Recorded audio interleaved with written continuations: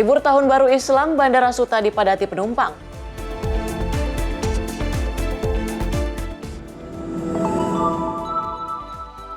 Gempa 6,7 magnitudo Palu tidak berpotensi tsunami.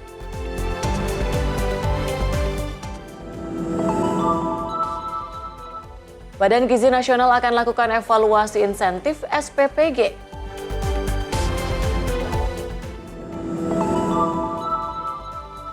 Uruguay gagal menang, Arab Saudi bikin kejutan.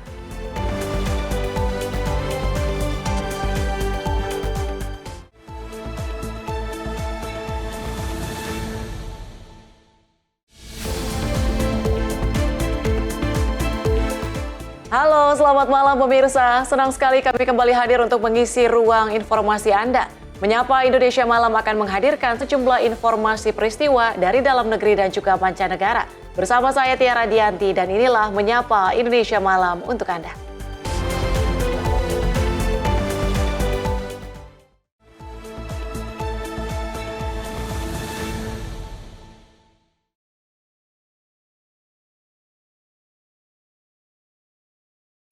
Kami awali dengan informasi dalam menyambut Tahun Baru Islam 1 Muharram 1448 Hijriah, ratusan warga di kawasan Bukit Baruga Antang, Kota Makassar, Sulawesi Selatan, menggelar pawai obor keliling kampung. Kegiatan yang jadi tradisi tahunan ini diikuti oleh anak-anak hingga orang dewasa sebagai wujud rasa syukur dan semangat menyambut Tahun Baru Islam.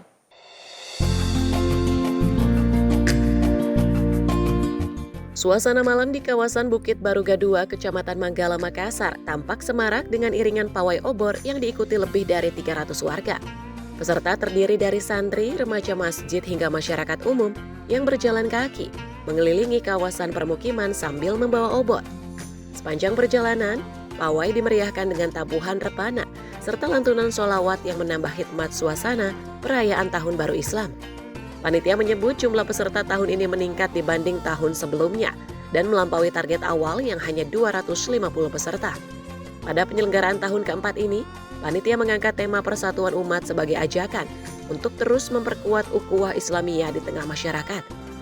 Kobaran api obor yang menyala juga dimaknai sebagai lambang semangat, harapan, dan kejayaan Islam di masa mendatang. Ya Pak, dalam rangka apa ini Pak? Ini dalam rangka memperingati 1 Muharram. Jadi kegiatan ini sudah kita lakukan sebanyak 4 kali. Hari tahun ini adalah malam keempat. Ya. Ini ada berapa peserta nih Pak? Pesertanya kami target tahun ini 250. Ternyata yang mendaftar itu datang 300 orang lebih. Jadi memang ya di luar kami. Jadi tahun pertama datang 50, kami target 100 yang datang, terus yang berikutnya 100, yang datang 150, 200, yang datang 250, tahun ini 250, yang datang 300, alhamdulillah.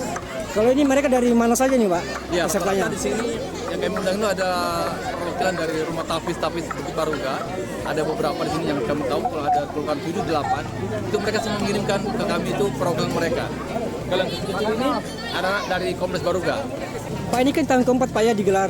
Ya. Terus tema kali ini apa Pak? Iya, ya. Temanya Ya, Pak? kita mau persatuan karena kali ini kan kita menganggap bahwa mereka sudah dari misi itu kita bisa bersatu. Makanya kita panggil mereka semua dan kemarin itu adalah persatuan antara umat kita, insya Allah. Ya, obor ini kan menandakan bahwa ini ada namanya persatuan dan dia menunjukkan ke atas. Dan kita berharap umat Islam ke depan itu bisa memimpin negara ini dengan baik, insya Allah. Ya. Melalui momentum peringatan Tahun Baru Islam ini, warga berharap nilai-nilai persatuan, kedamaian, dan kebersamaan dapat terus terjaga dalam kehidupan sehari-hari. Dari Makassar, Sulawesi Selatan, jurnalis Info TV melaporkan.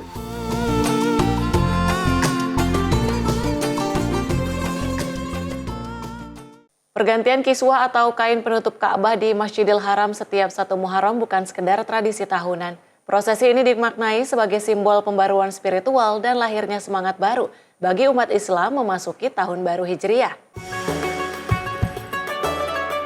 Inilah detik-detik prosesi penggantian kain kiswah selimut Ka'bah yang digelar pada Selasa dini hari waktu Arab Saudi. Pergantian kiswah dinilai memiliki makna ganda yaitu secara spiritual dan fisik. Secara spiritual, momen pergantian kiswah pada 1 Muharram menjadi penanda lahirnya semangat baru serta ajakan untuk melakukan penyucian diri di awal tahun Islam.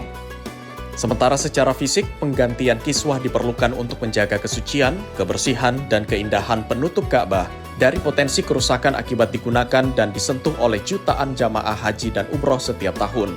Sebelumnya, prosesi penggantian kiswah dilaksanakan setiap 9 Zulhijjah atau saat jamaah haji menjalani wukuf di Arafah. Namun atas keputusan Raja Salman sejak tahun 2022 atau 1444 Hijriah, jadwal pergantian kiswah dipindahkan menjadi 1 Muharram bertepatan dengan awal tahun baru Islam. Kiswah sendiri merupakan kain penutup Ka'bah yang dibuat dari sutra hitam berkualitas tinggi. Kain ini dihiasi kaligrafi ayat-ayat suci Al-Quran yang disulam menggunakan benang emas dan perak murni oleh para pengrajin ahli di kompleks khusus pembuatan kiswah di Mekah.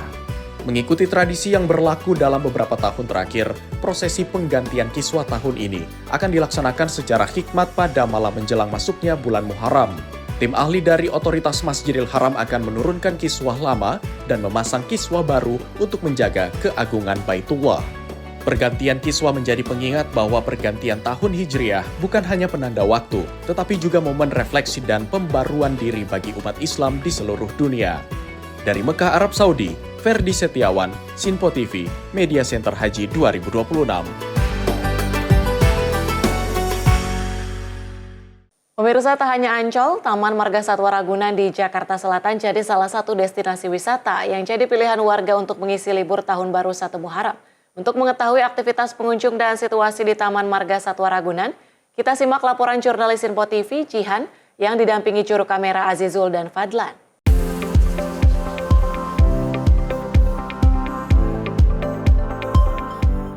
Ya baik pemirsa, meskipun libur Tahun Baru Islam 1 Muharram ini jatuh pada hari Selasa bertepatan dengan tengah pekan atau biasa kita sebut dengan tanggal terjepit, namun kalau kita lihat antusiasme dari masyarakat ini masih terlihat tinggi di kawasan Ragunan, maksud kami Taman Marga Satwa Ragunan, Jakarta.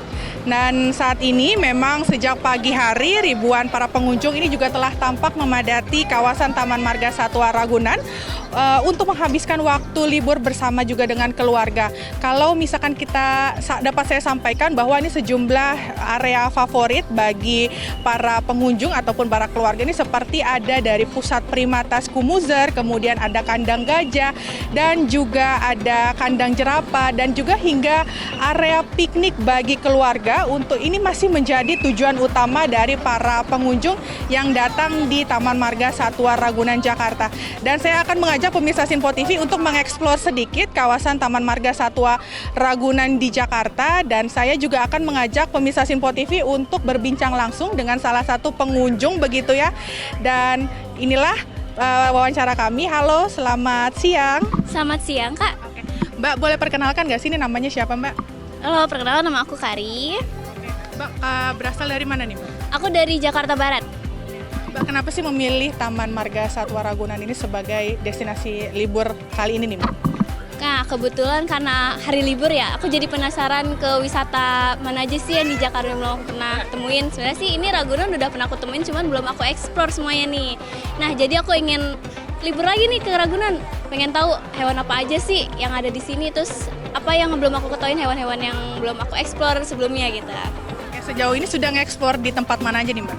Nah, kebetulan aku udah eksplor yang udah ada kura-kura, gajah, jerapah, rusa, merak, flamingo, dan burung unggas yang lainnya deh gitu. Mbak, ini kan ada layanan night zoo ya, Taman Marga Satwa Ragunan untuk malam hari. Ada rencana nggak sih Mbak untuk mengunjungi malam hari nih, Mbak? Nah, kebetulan aku belum pernah nih ya kalau zoo night itu.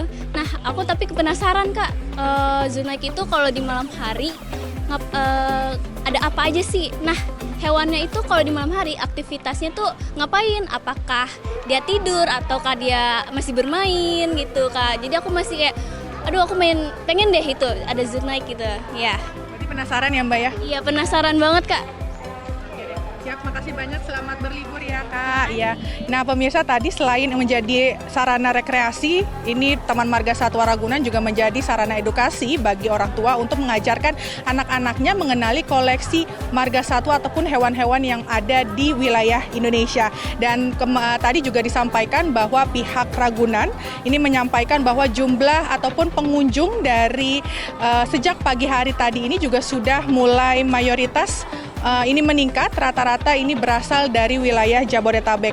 Dan meskipun cuaca tadi cukup terik dan sekarang sedikit mendung, namun antusiasme dari masyarakat untuk sekedar berlibur ataupun piknik bersama dengan keluarga ini masih tetap terlihat di Taman Marga Satwa Ragunan, Jakarta. Dengan harga relatif yang murah, destinasi dari Taman Marga Satwa Ragunan ini menjadi salah satu destinasi favorit bagi keluarga ataupun warga di wilayah Jabodetabek. Dan dapat saya sampaikan juga kepada pemirsa Sinpo TV bahwa dalam rangka menyambut HUT ke-499 DKI Jakarta, pihak pengelola Taman Marga Satwa Ragunan Jakarta ini juga turut menggratiskan tiket gratis masuk bagi para pemegang KTP wilayah Jakarta selama 3 hari, yakni di tanggal 22 Juni, kemudian pada tanggal 27 Juni hingga 28 Juni 2026. Tentunya program ini menjadi bagian dari rangkaian perayaan Hari Ulang Tahun Jakarta yang diselenggarakan oleh pemerintah Provinsi DKI Jakarta. Demikian informasi yang dapat kami sampaikan dari Jakarta. Jihan Nabila dan juga juru kamera Azizul Hakim, Sinpo TV melaporkan. Libur Tahun Baru Islam 1 Muharram 1448 Hijriah dimanfaatkan sebagian masyarakat untuk berlibur maupun pulang kampung. Dampaknya jumlah penumpang di Bandara Internasional Suta, Tangerang meningkat dibanding hari biasa. Namun lonjakan perjalanan ini juga diikuti kenaikan harga tiket pesawat.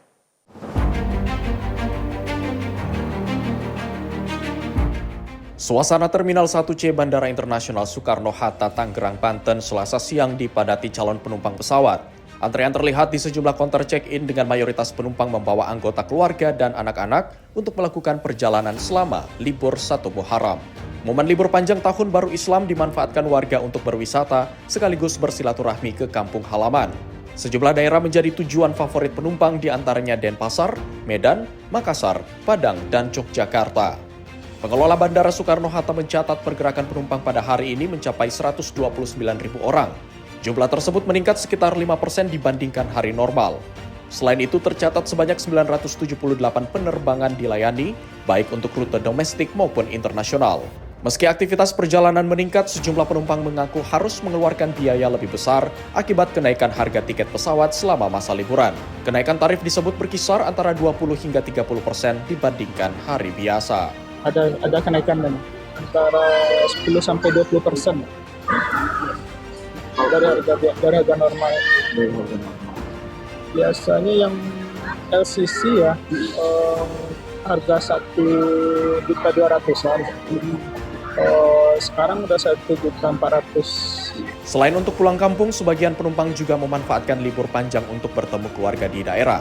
Mereka menilai kenaikan harga tiket saat musim libur sudah menjadi pola yang hampir selalu terjadi, meski kali ini dirasakan lebih tinggi dibandingkan periode libur sebelumnya. Mau pulang lagi ke Jambi hari ini.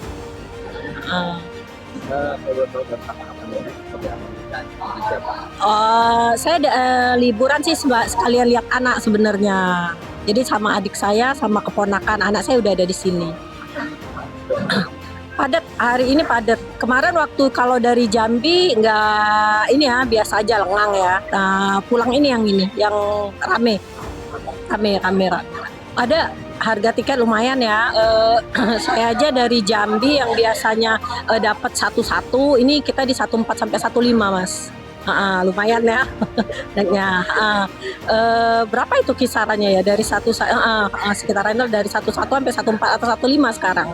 Hingga puncak libur Tahun Baru Islam berakhir, pengelola bandara memperkirakan arus penumpang akan meningkat, terutama pada rute-rute favorit yang menjadi tujuan wisata dan mudik keluarga. Dari Tangerang, Banten, Mujib Latumairisa, Sinpo TV melaporkan. Pemirsa, dalam rangka memperingati Tahun Baru Islam 1 Muharram 1448 Hijriah, ribuan warga di Kecamatan Cisurupan, Kabupaten Garut, Jawa Barat menggelar pawai obor pada Senin 15 Juni 2026 malam. Kegiatan tahunan ini berlangsung meriah dan diikuti berbagai kalangan masyarakat. Cahaya ribuan obor menerangi jalan-jalan di Kecamatan Cisurupan, Kabupaten Garut, Jawa Barat pada Senin malam, 15 Juni 2026. Ribuan warga dari berbagai desa turut ambil bagian dalam pawai obor untuk memperingati 1 Muharram 1448 Hijriah atau Tahun Baru Islam 2026. Peserta yang terdiri dari anak-anak, remaja hingga orang dewasa berjalan bersama sambil membawa obor dan melantunkan sholawat. Pawai obor dimulai dari alun-alun Cisurupan, kemudian melintasi Kampung Paledang, Kampung Pasar Kaler, dan Kampung Pasar Kidul sebelum kembali finish di alun-alun Cisurupan dengan menempuh jarak sekitar 1 km. Iring-iringan peserta menjadi tontonan menarik bagi warga yang memadati sepanjang jalan. Pawai peringatan 1 Muharram tahun ini alhamdulillah berjalan lancar dan sangat meriah sekali dibanding dengan tahun yang kemarin. Ini mudah-mudahan kegiatan ini bisa tetap berjalan tiap tahun dan bahkan lebih meningkat lagi karena ini adalah momen tahun barunya umat Islam. Yang datang Pak, berapa orang yang datang Pak? Lebih dari 1.000 kayaknya. Ribuan mungkin ya? Ya, ribuan. Dari seluruh wilayah di Kecamatan Ciruan? Iya, lebih dari beberapa desanya. Tahun sekarang kalau tidak salah ada 7 desa, ke depan kita targetnya 17 desa. Pawai obor ini tidak hanya menjadi bagian dari tradisi menyambut Tahun Baru Islam, tetapi juga menjadi sarana mempererat silaturahmi antar warga dan menumbuhkan semangat kebersamaan. Kegiatan ini juga diharapkan dapat terus dilaksanakan setiap tahun, serta menjadi media syiar Islam yang memperkuat nilai-nilai keagamaan dan persatuan di tengah masyarakat. Dari Garut, Jawa Barat, jurnalis Simpo TV melaporkan.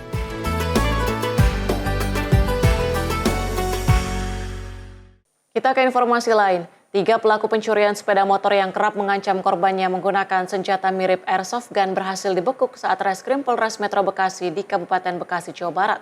Salah satu pelaku yang diamankan merupakan residivis kasus pencurian kendaraan bermotor.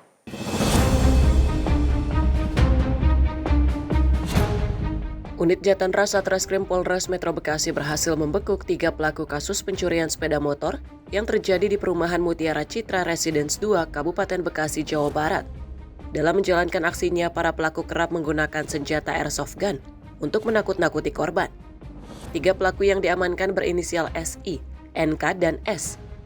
Masing-masing pelaku memiliki peran berbeda mulai dari eksekutor hingga joki. Kasat Reskrim Polres Metro Bekasi AKBP Jericho Lavian Chandra mengatakan, kasus ini terungkap setelah polisi menindaklanjuti laporan pencurian yang terjadi pada 29 April 2026. Petugas kemudian menangkap seorang pelaku di Karawang dan 2 lainnya di Cikarang Utara. Telah mengamankan 3 orang pelaku curanmor di mana pelaku tersebut bertindak atau melakukan kejahatannya di daerah Sukatani. Ada berapa TKP dan? Untuk sementara kita dalamin, tapi lebih dari 1 TKP. Rata-rata mereka berpindah-pindah. Sementara ini yang dapat kita peroleh datanya ada sekitar 5 TKP. Kalau modusnya itu seperti apa sih kan? Jadi modusnya itu mereka melihat kendaraan yang ada di pinggir jalan maupun yang ada dalam rumah, kemudian dengan menggunakan kunci T, mereka merusak mata kunci, kemudian mereka mengambil kendaraan tersebut. Dan itu kan ditemukan sejenis senpi itu ya. Seperti apa sih? Untuk senpi tersebut digunakan untuk menakut-nakutin daripada calon korban. Barang yang diamankan selain senpi kan? Untuk barang bukti yang diamankan ada 1 unit kendaraan, kemudian ada kunci T, kemudian ada kunci L, juga ada kita temukan 1 buah senpi yaitu senjata airsoft gun. Petugas mengamankan senjata airsoft gun dan menyita 1 unit sepeda motor Yamaha NMAX, peralatan kunci letter T, serta kunci magnet sebagai barang bukti. Ketiga pelaku dijerat pasal pencurian dengan pemberatan dengan ancaman hukuman penjara maksimal 7 tahun. Dari Bekasi, Jawa Barat, jurnalis Simpo TV melaporkan. Aparat kepolisian daerah Sulawesi Selatan menghadiahi pelaku spesialis pembobol rumah kosong lintas kabupaten dengan timah panas. Pelaku ditembak petugas saat ditangkap di tempat persembunyiannya di Kabupaten Maros, Sulawesi Selatan.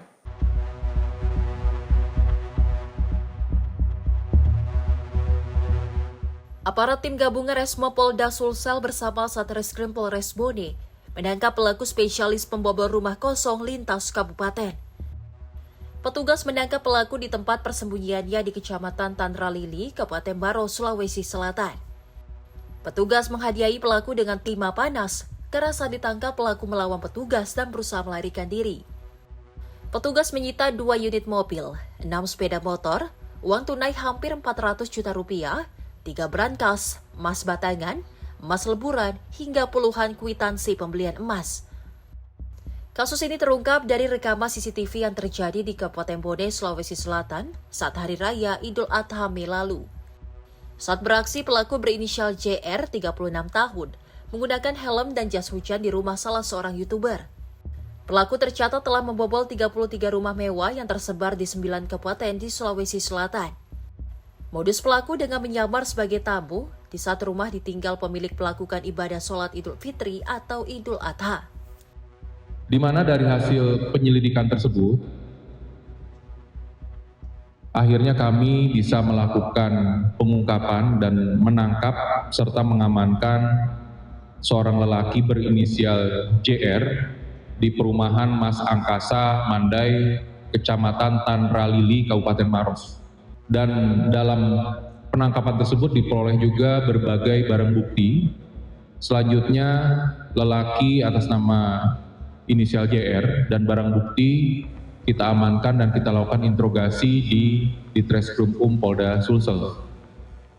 Untuk tindak lanjut dari perkara ini, tim WRC Resmob Ditreskrim Polda Sulsel telah mengembangkan terhadap perbuatan para pelaku sehingga ditemukan terdapat 33 TKP dengan hasil kejahatan atau total kerugian itu berjumlah senilai 4.649.750.000. Selain membekuk eksekutor utama, polisi juga mengamankan seorang penadah berinisial HA usia 59 tahun yang berperan membeli emas hasil kejahatan tersangka. Untuk mempertanggungjawabkan perbuatannya, kini pelaku JR ditahan di Mapolda Sulsel dan dijerat pasal pencurian dengan pemberatan dengan ancaman hukuman maksimal 7 tahun penjara. Sementara sang penadah dijerat pasal penadah dengan ancaman pidana 4 tahun penjara. Kini penyidik masih terus mengembangkan kasus ini termasuk menelusuri kemungkinan tindak pidana pencucian uang serta melacak aset hasil kejahatan lainnya. Dari Makassar, Sulawesi Selatan, jurnalis Simpo TV melaporkan.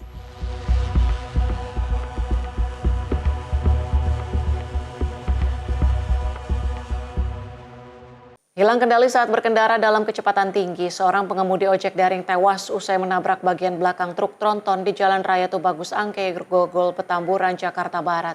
Korban tewas dengan luka parah di bagian kepala.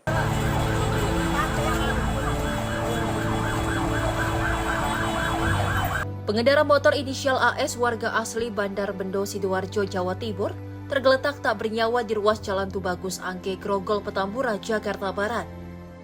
Korban yang merupakan pengemudi ojol ini tewas usai sepeda motor yang mengangkut besi onderdil menabrak bagian belakang truk. Luka parah di bagian kepala membuat korban tewas seketika di lokasi. Kadit Lantas Polsek Grogol Petamburan AKP Arif Rahman Hakim mengatakan korban mengendari sepeda motor dalam kecepatan tinggi dari arah Kebonjeruk menuju Tambora. Seketika hilang kendali dan langsung menabrak bagian belakang truk di depannya. Terjadi kecelakaannya di Jalan Tubagus Angke, depan pompa air dari arah selatan ke utara atau dari Angke ke Tubagus Angke arah Tambora. Yang kecelakaan melibatkan kendaraan mana aja? Ya, kendaraan tronton sama sepeda motor. Untuk kronologisnya seperti apa tadi?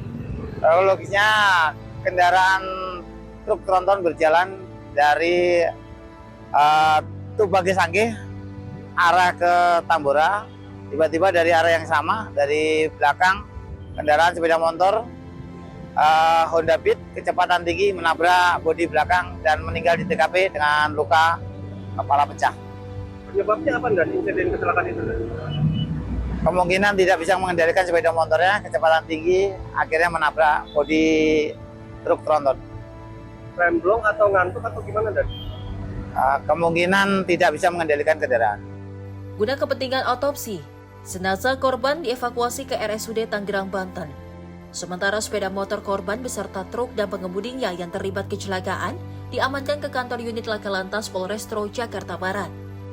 Dari Jakarta, jurnalis Simpo TV melaporkan.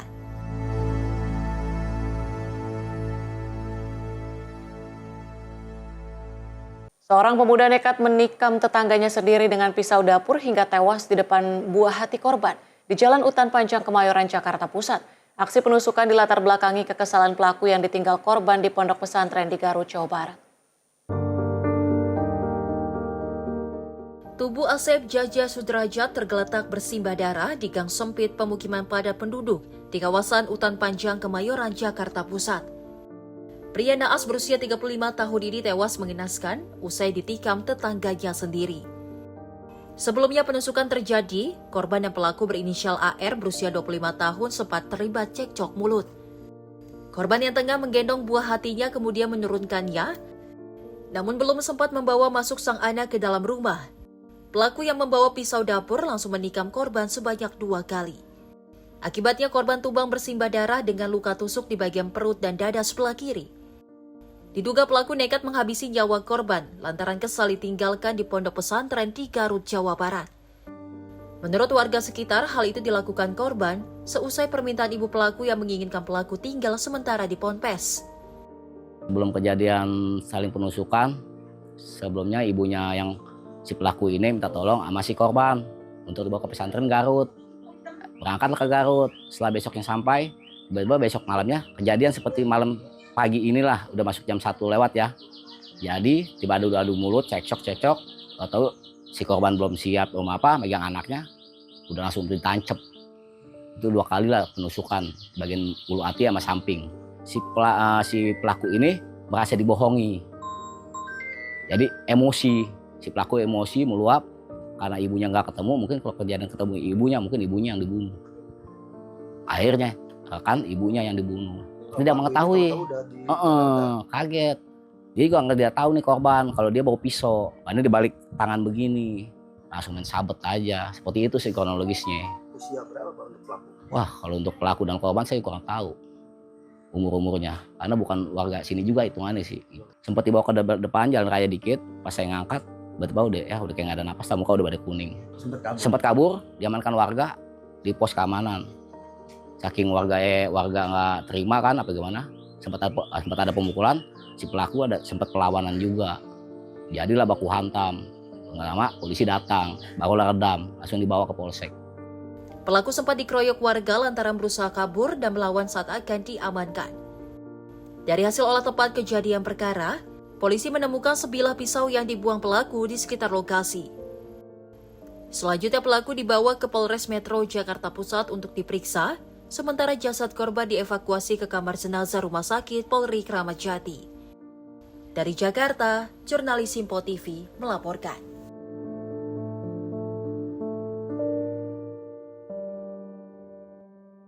Pemirsa, informasi lainnya akan kami hadirkan usai jeda. Tetaplah bersama kami di Menyapa Indonesia Malam.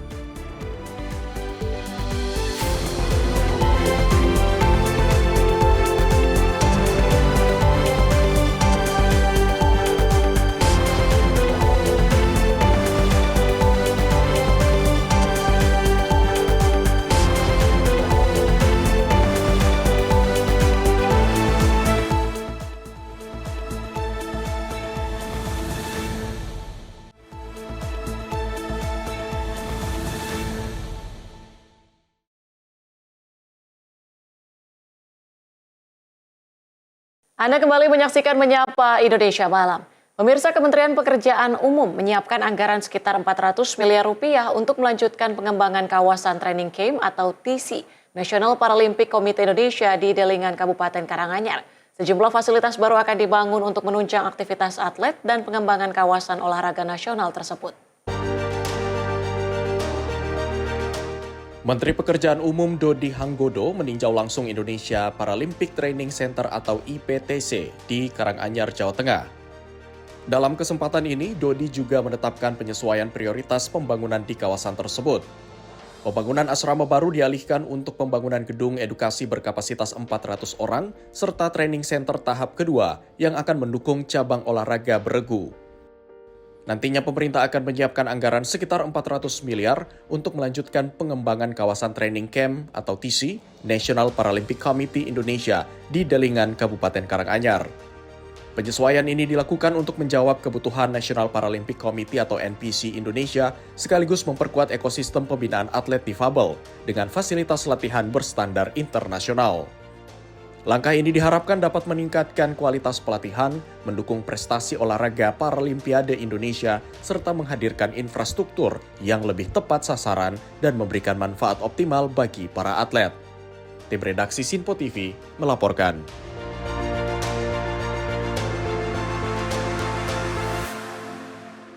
Gubernur Sulawesi Selatan Andi Sudirman melakukan groundbreaking rehabilitasi daerah irigasi Aparang Hulu di Desa Nangka Sinjai. Rehabilitasi jaringan irigasi dinilai menjadi kebutuhan mendesak untuk menjamin ketersediaan air bagi areal persawahan masyarakat.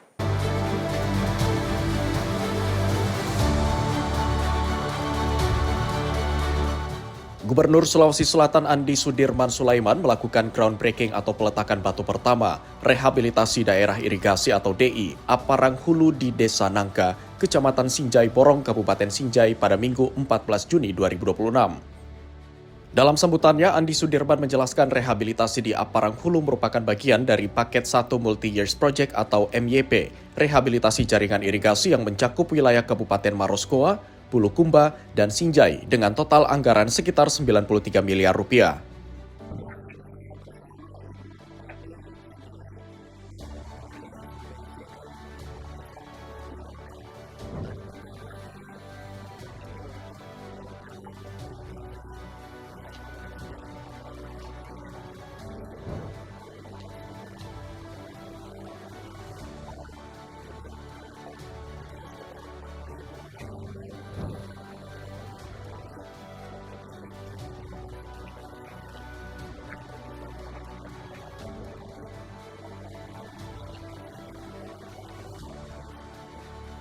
Menurutnya, pemerintah Provinsi Sulawesi Selatan terus mempercepat pembangunan infrastruktur sumber daya air melalui skema proyek tahun jamak guna mendukung sektor pertanian dan ketahanan pangan daerah. Ia menyebutkan sebelumnya Pemprov Sulsel telah memulai paket 4 Multi-Years Project atau MYP di Kabupaten Luwu Utara yang mencakup wilayah regional Luwu dan Toraja, serta paket 2 MYP di Kabupaten Bone dan Sopeng yang meliputi Kabupaten Bone, Sopeng, dan Wajo. Khusus untuk Kabupaten Sinjai, Pemprov Sulsel mengalokasikan anggaran sekitar 14 miliar untuk rehabilitasi 3 daerah irigasi, yakni di Aparang Hulu, di Aparang 1, dan di Kalamisi. Setidaknya ada lebih dari 4.000 hektar lahan pertanian di kawasan tersebut bergantung pada jaringan irigasi yang saat ini diperkirakan mengalami kerusakan hingga sekitar 60%. Karena itu, rehabilitasi jaringan irigasi dinilai menjadi kebutuhan mendesak untuk menjamin ketersediaan air bagi areal persawahan masyarakat. Tim redaksi Sinpo TV melaporkan. Bukan hanya sekedar menerangi, kini listrik jadi denyut nadi pertanian melalui program Electrifying Agriculture dari PLN. Selain menghadirkan energi hijau, program ini juga penggerak produktivitas bagi petani bawang merah dan mampu pangkas biaya operasional hingga 60%.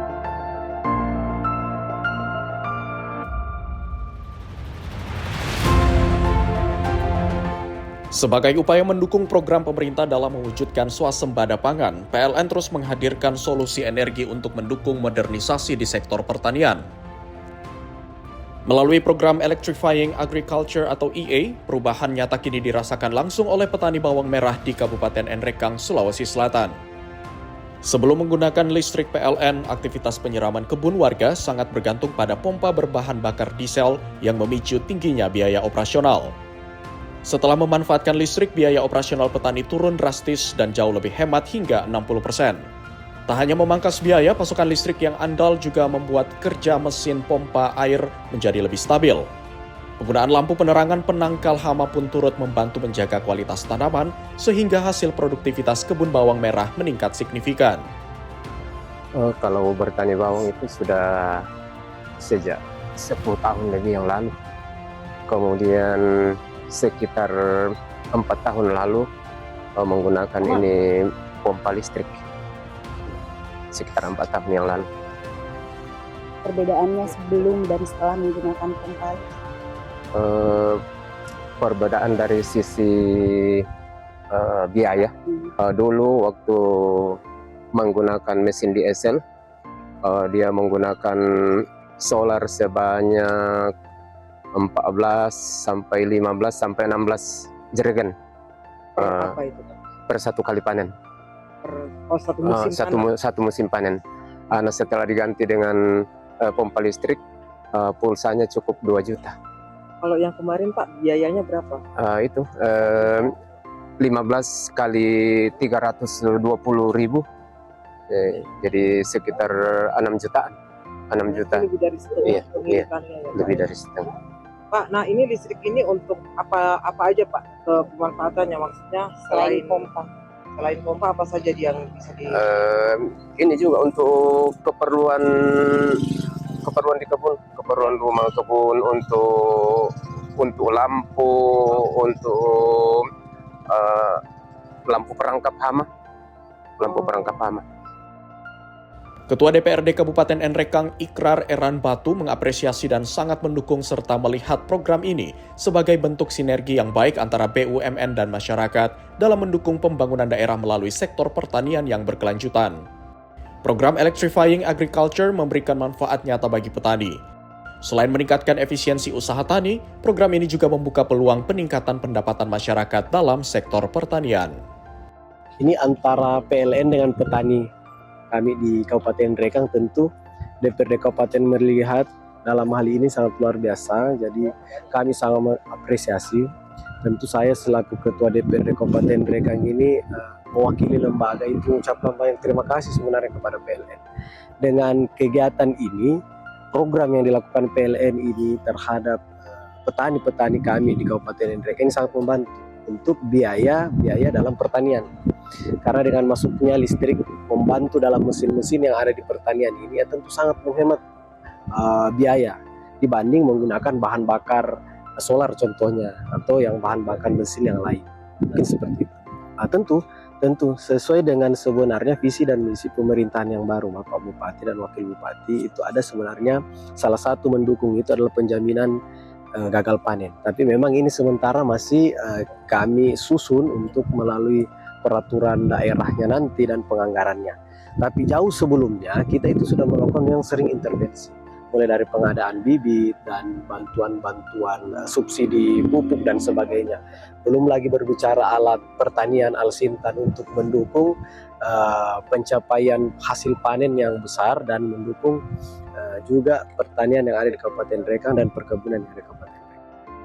Hingga Mei 2026, jumlah pelanggan Electrifying Agriculture di wilayah Sulawesi Selatan, Sulawesi Tenggara, dan Sulawesi Barat tercatat mencapai 4.280 pelanggan dengan total daya terpasang sebesar 206.312 kV ampere.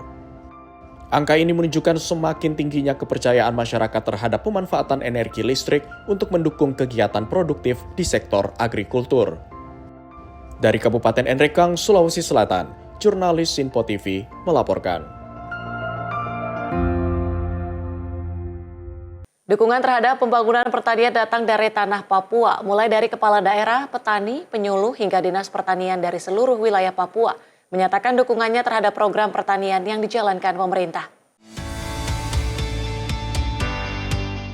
Dalam 2 tahun terakhir, Presiden Prabowo Subianto terus memperkuat pembangunan pertanian di Papua melalui berbagai program strategis. Semangat mewujudkan pesta panen di tanah Papua pun mendapatkan dukungan luas dari kepala daerah, petani, penyuluh, hingga dinas pertanian dari seluruh wilayah Papua. Mulai dari cetak sawah, bantuan alat dan mesin pertanian, hingga pengembangan komoditas lokal unggulan seperti kopi, kakao, pala, sagu, dan ubi. Dalam 2 tahun terakhir, anggaran negara untuk pengembangan pertanian Papua senilai 5 triliun rupiah, membangun 80.000 hektar cetak sawah. Jadi alangkah indahnya kalau pesta babi ini kita ubah menjadi pesta panen. Kenapa? 5 triliun ini semua untuk rakyat. Tidak ada BUMN. Ini APBN kita turunkan 5 triliun membangun 80.000 hektar cetak sawah itu untuk rakyat dan tanah rakyat dan miliknya rakyat. Melalui caption di sosial media Instagram @bakom.ri disampaikan bahwa pertanian bukan sekadar soal produksi bagi masyarakat Papua, melainkan menghadirkan lebih banyak panen, memperkuat ketahanan pangan, dan membuka jalan menuju kesejahteraan yang lebih baik.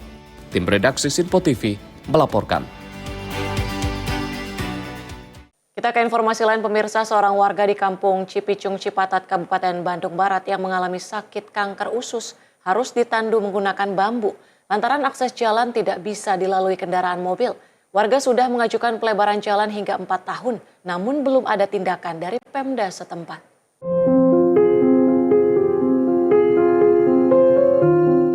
Seperti inilah gotong royong warga di kampung Cipicung, Cipatat, Kabupaten Bandung Barat saat akan membawa warganya ke rumah sakit karena mengalami sakit kanker usus.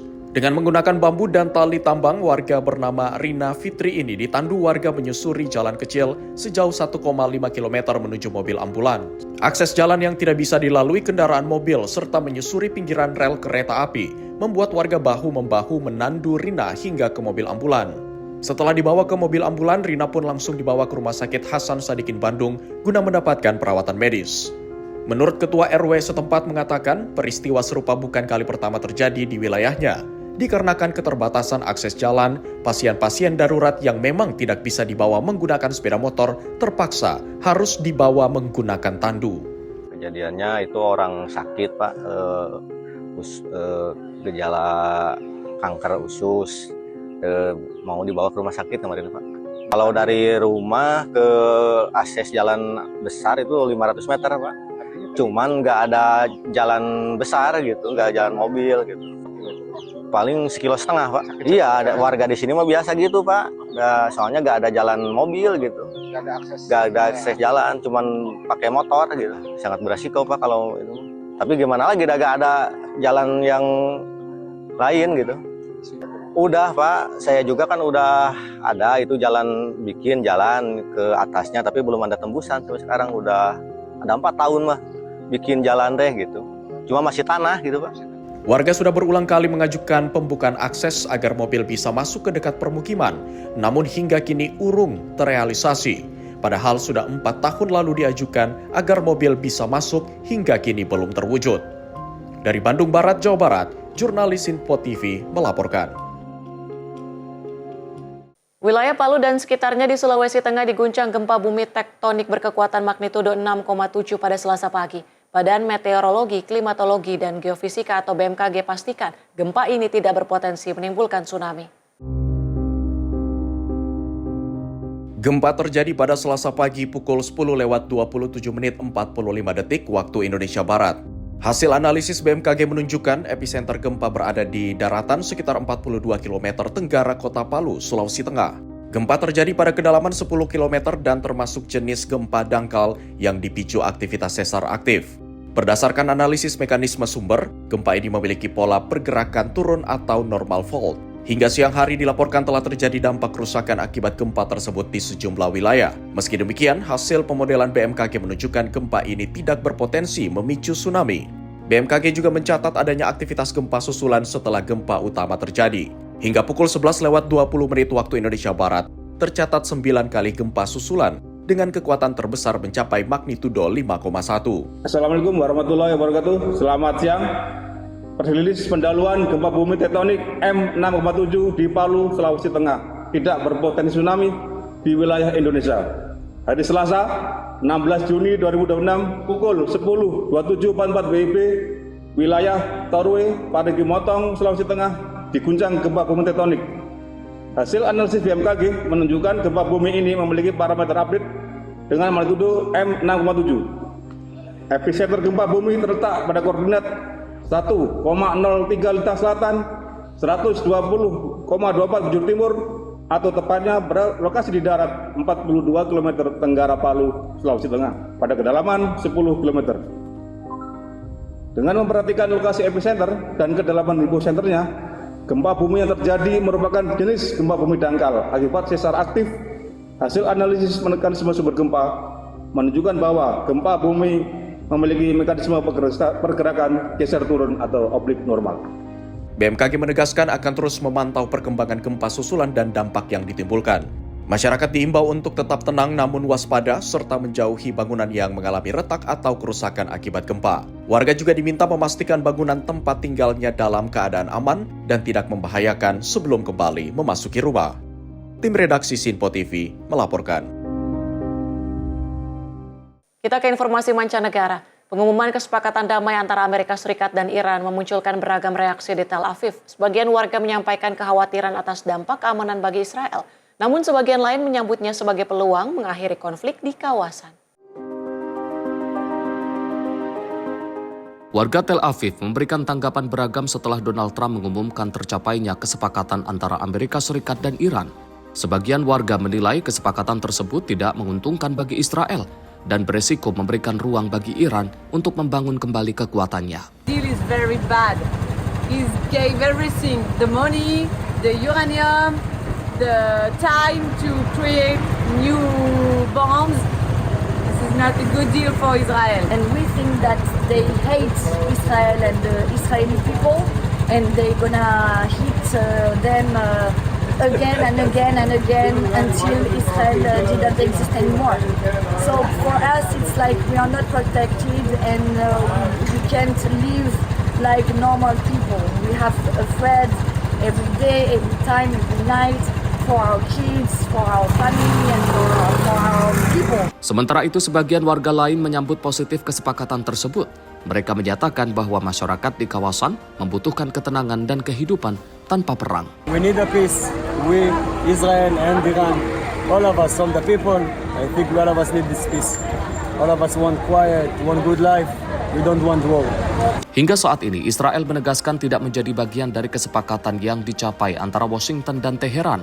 Media melaporkan kesepakatan itu berisi gencatan senjata 60 hari, pembukaan kembali Selat Hormuz, pelonggaran sanksi terhadap Iran, serta dialog lanjutan terkait program nuklir. Rencananya, kesepakatan akan ditandatangani pada 19 Juni 2026 di Jenewa. Tim redaksi Sinpo TV melaporkan. Pemirsa, Presiden Meksiko Claudia Sheinbaum menyambut positif rencana penandatanganan kesepakatan damai antara AS dan Iran. Menurutnya, pembukaan kembali Selat Hormuz dan meredanya ketegangan global dapat memberikan dampak ekonomi positif bagi Meksiko. Dalam konferensi pers di Mexico City pada Senin 15 Juni 2026, Claudia Sheinbaum menegaskan bahwa setiap langkah yang mendorong perdamaian di dunia merupakan kabar baik. Sheinbaum menyoroti penurunan harga minyak dunia yang menurutnya saat ini berada di kisaran $80 per barel setelah sempat menembus lebih dari $100. Qué bueno, esperemos que se firme realmente este acuerdo, es esta semana. Siempre que se construye paz en el mundo lo celebramos. Y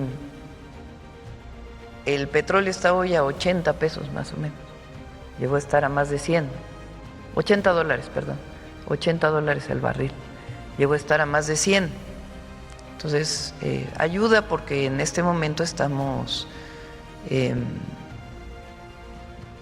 incentivando el precio, o más bien apoyando, subsidiando el precio de la gasolina y el diésel al no cobrar el IEPS o una parte del IEPS. Entonces, pues va a ayudar a que se restablezca los ingresos federales y es una buena noticia para el mundo. Sebelumnya, Donald Trump menyatakan kesepakatan tersebut telah selesai dan menyebut pembukaan Selat Hormuz serta pencabutan blokade laut Amerika akan dilakukan secara segera. Rencananya, penandatanganan kesepakatan akan dilaksanakan di Jenewa pada 19 Juni mendatang. Tim redaksi Sinpo TV melaporkan.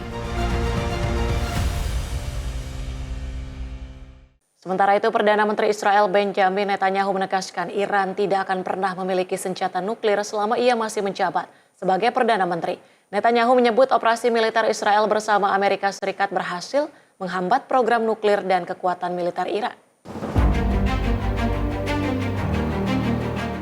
Dalam konferensi pers, Benjamin Netanyahu menyatakan pencegahan program nuklir Iran merupakan misi terbesarnya selama berkiprah di dunia politik. Netanyahu mengklaim serangan militer yang dilancarkan Israel bersama Amerika Serikat berhasil merusak fasilitas nuklir, menghancurkan infrastruktur militer, serta melemahkan kemampuan produksi rudal Iran. Menurutnya, operasi tersebut berhasil menjauhkan Israel dari ancaman kehancuran akibat kemungkinan Iran memiliki senjata nuklir.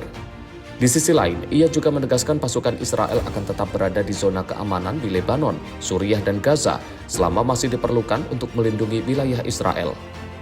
Saat ditanya mengenai hubungannya dengan Presiden Amerika Serikat Donald Trump, Netanyahu menyatakan keduanya memiliki hubungan yang baik, meski dalam beberapa isu tidak selalu memiliki pandangan yang sama.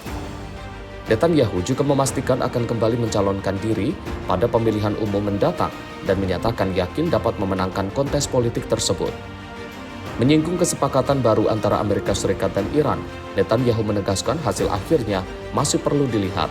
Namun menurutnya, setiap kesepakatan harus tetap didukung dengan ancaman militer yang kredibel agar Iran tidak kembali mengembangkan senjata nuklir. Tim redaksi Sinpo TV melaporkan. Perdana Menteri Israel Benjamin Netanyahu menegaskan Iran tidak akan pernah memiliki senjata nuklir selama ia masih menjabat sebagai Perdana Menteri. Netanyahu menyebut operasi militer Israel bersama Amerika Serikat berhasil menghambat program nuklir dan kekuatan militer Iran. Juru bicara Kementerian Luar Negeri Iran, Ismail Baqai, menyatakan memorandum kesepakatan dengan Amerika Serikat secara tegas menyebut Lebanon sebagai bagian dari upaya mengakhiri konflik di kawasan. Menurutnya, penghentian perang di Lebanon dan penghormatan terhadap kedaulatan negara tersebut merupakan unsur yang tidak dapat dipisahkan dari kesepakatan. Iran juga mendesak Amerika Serikat untuk memastikan Israel mematuhi seluruh komitmen yang berkaitan dengan Lebanon. Baqai menegaskan apabila komitmen tersebut tidak dijalankan, maka Iran akan memberikan respon yang setimpal. Dalam kesempatan yang sama, Iran memastikan tidak akan memungut tarif bagi kapal yang melintasi Selat Hormuz, namun hanya akan mengenakan biaya atas layanan pelayaran, perlindungan lingkungan, dan layanan lain yang diberikan di kawasan tersebut. Sebelumnya, Amerika Serikat dan Iran mengkonfirmasi telah mencapai kesepakatan untuk mengakhiri konflik, meski rincian resminya belum dipublikasikan. Kesepakatan tersebut dijadwalkan ditandatangani di Swiss pada 19 Juni mendatang. Tim redaksi Sinpo TV melaporkan. Arus kepulangan warga yang sempat mengungsi mulai terlihat di Lebanon Selatan menyusul pengumuman kesepakatan antara Amerika Serikat dan Iran. Meski suasana dipenuhi harapan akan berakhirnya konflik, otoritas Lebanon tetap mengimbau masyarakat agar berhati-hati saat kembali ke daerah perbatasan.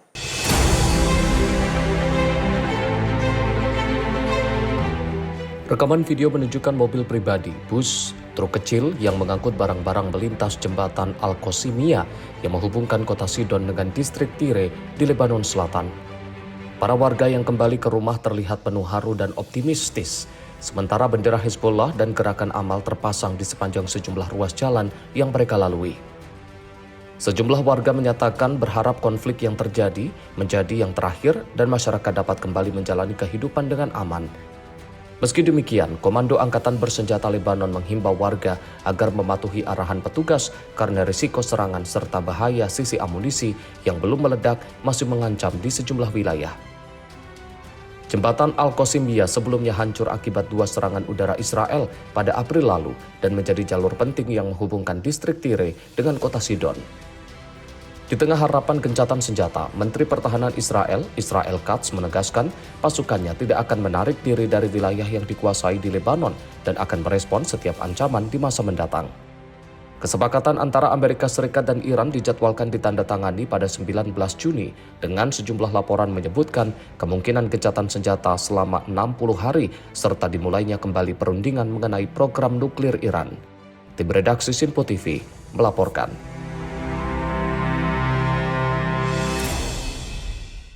Pemirsa, momen penyambutan Presiden Amerika Serikat Donald Trump di KTT G7 jadi perhatian setelah ia terlihat bersalaman cukup lama dengan Ibu Negara Prancis Brigitte Macron. Momen tersebut terjadi saat Trump tiba dan disambut oleh Presiden Prancis Emmanuel Macron beserta istrinya di Evian-les-Bains.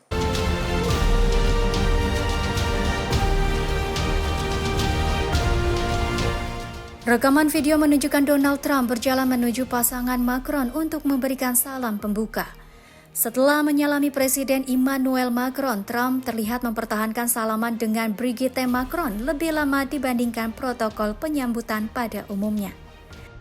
Momen tersebut menjadi sorotan dan menarik perhatian para hadirin serta media yang meliput pembukaan KTT G7.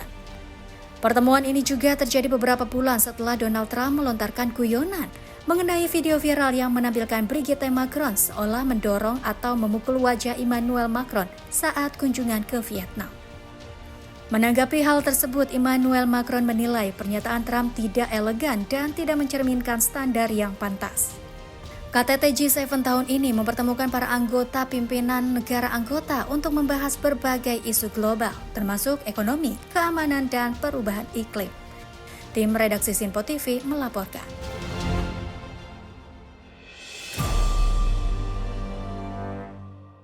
Pemirsa, informasi lainnya akan kami hadirkan usai jeda. Tetaplah bersama kami di Menyapa Indonesia Malam.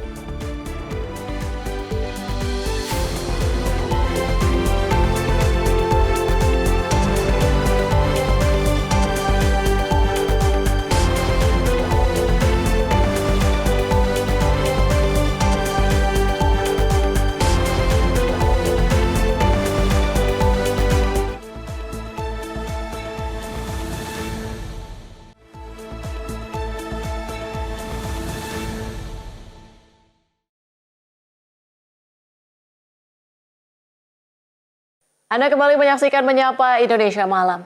Pemirsa, Kementerian UMKM menandatangani nota kesepahaman dengan BTN pada 15 Juni 2026.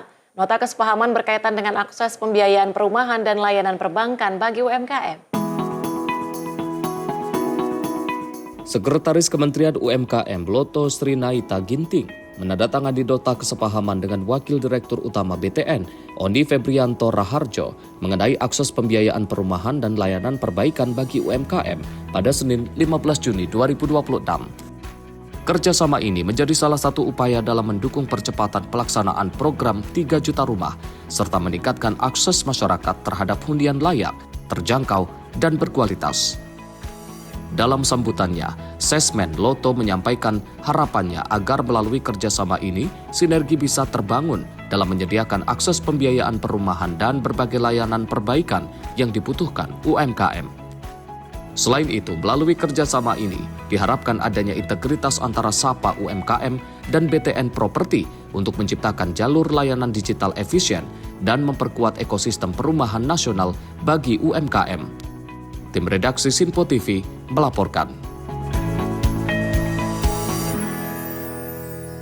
Melalui open house di Sekolah Rakyat Menengah Pertama 2 Medan, calon siswa dan orang tua diajak melihat langsung proses belajar serta kehidupan asrama. Menteri Sosial Saifullah Yusuf mengajak masyarakat untuk melihat langsung wajah sekolah rakyat sesungguhnya.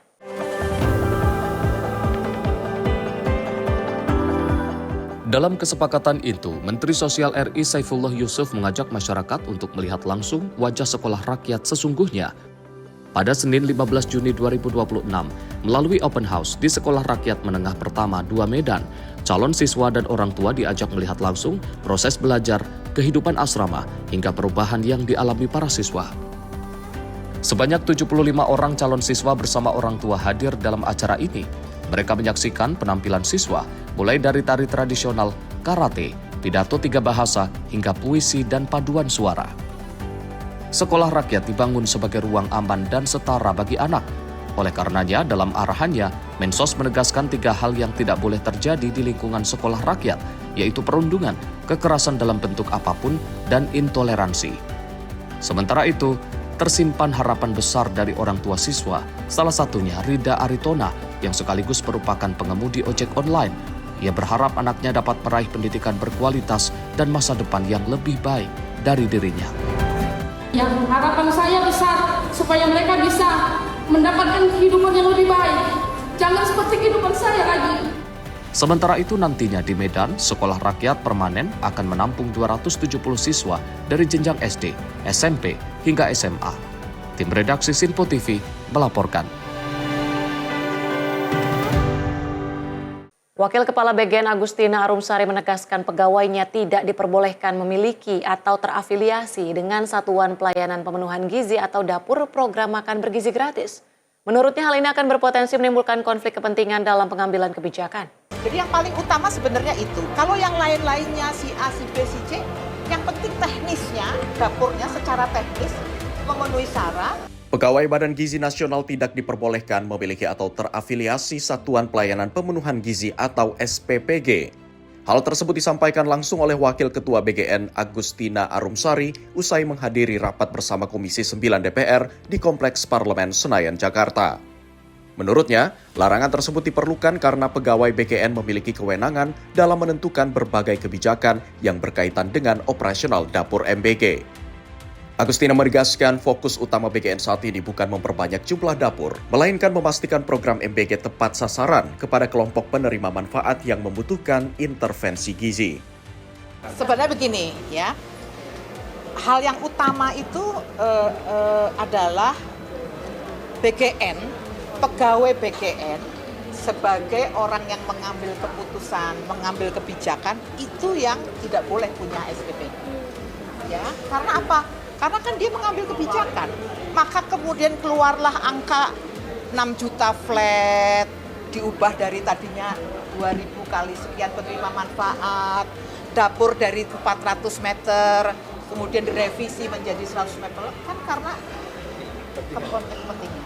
Jadi yang paling utama sebenarnya itu, kalau yang lain-lainnya si A, si B, si C, yang penting teknisnya, dapurnya secara teknis memenuhi syarat, memenuhi standar kualitas, nanti kami akan bikin indeks yang baru, memenuhi itu, ya sudah. Dari Jakarta, Fahrizal, Dava Rizkiano, Sinpo TV melaporkan. Masih dari Wakil Kepala BGN Agustina Arumsari yang menyatakan pihaknya akan memanfaatkan momen libur sekolah untuk mengaudit semua dapur makan bergizi gratis. Salah satu langkah yang dilakukan dengan menghentikan penyaluran selama masa liburan anak sekolah. Tapi yang jelas, kami juga memanfaatkan momentum untuk libur sekolah ini. Kami akan stop semua, kami akan audit semua dapur. Dalam momen libur sekolah, Badan Gizi Nasional akan mengaudit seluruh dapur makan bergizi gratis. Hal ini dilakukan sebagai bentuk untuk perbaikan tata kelola makan bergizi gratis.